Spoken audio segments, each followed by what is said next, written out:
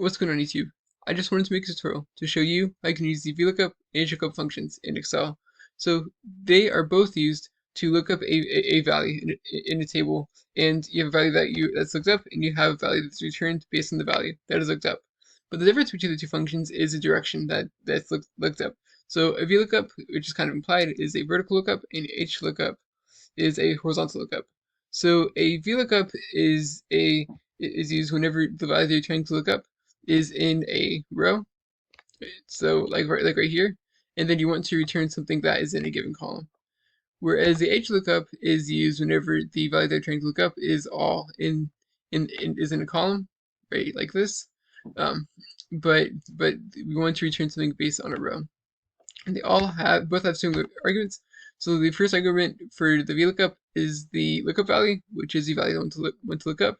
The table array is the table that has the value that you're looking up and the result that you want to return, so the whole table in this situation. And the column index number is the column that you want the return value to be in.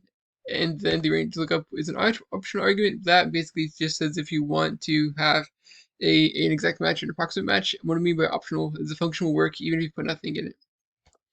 The HLOOKUP, on the other hand, it has the same value arguments as the VLOOKUP, but the difference is you have row index number instead of column index number, so it's the row number that you want the value to be looked up in. And also, so to give an example for the VLOOKUP function, G equals VLOOKUP.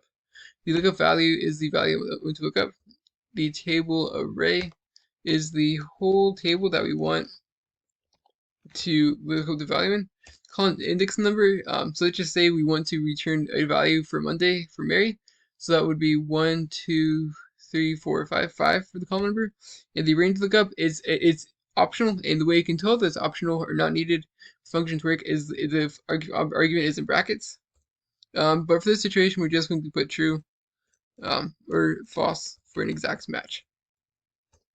As you can see, the value for Mary for Monday is 12, and you can also do Tuesday. As you can see, it goes down to 20. The HLOOKUP is similar in the way that it works, but the direction is different. So HLOOKUP, tab to start the function.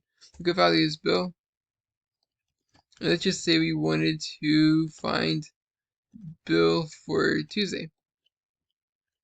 So the lookup table is also the entire table. The row index number is 1, 2, 3, so it's 3. And the range lookup, for this example, we're going to do false. So false to find exact match and close. And then there's as you can see, the value for Bill for Tuesday is 19. Let's just say I wanted to do it for Joe, and that is 25. And there is a way to look up something based on two criteria, minusing two match functions and index function. I'm not going to go into this video, but as you can see, there's a card in the top right corner that will take you to that video if you want to look up something based on two criteria.